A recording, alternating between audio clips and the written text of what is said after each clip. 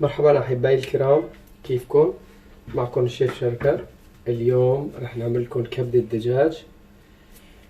طبعا أنا عندي طريقة مميزة، يعني أفضل شيء أنا شفتها لحد الآن.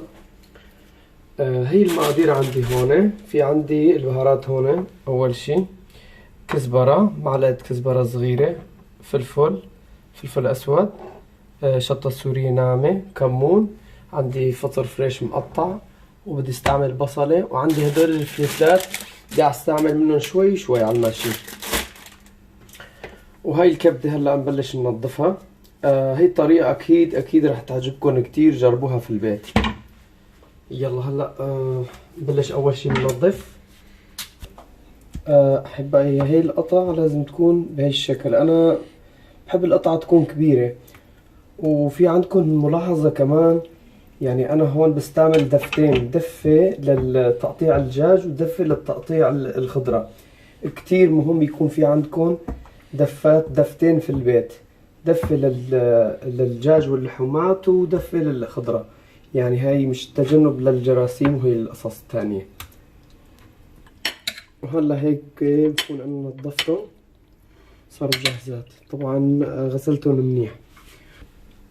وهلا بنقطع البصل بهي الطريقة.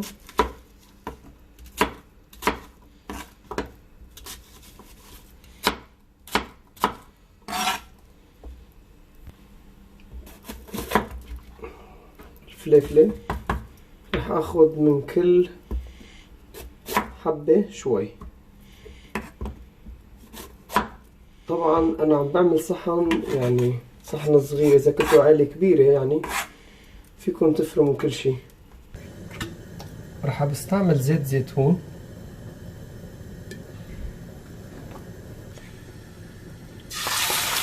هلا هيك. وهلا بس لتتنسف شوي رح بقطع بهي الطريقة باقي الخضرة.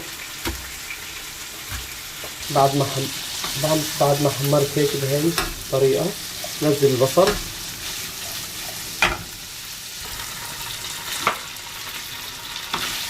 فلفلة، بنملح شوي، فطر،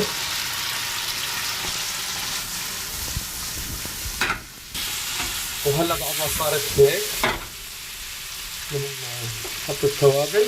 انا بفضل التوابل اخر شي، لانه الكبدة بتحترق اذا حطيناها بالبداية. اخر شي بنحط الكبدة، حركهم شوي بس، يعني شغلة دقيقة، وبعدين نرفعها. وهلا هيك صارت جاهزة. طبعا هلا انا في عندي دبس رمان. طبعا هي حسب الرغبة، بتكون بلاها كمان بتصير. وهلا هيك بكون خلصنا معكم. شايفين كيف الالوان يا احبائي؟ جربوها ما راح تندموا.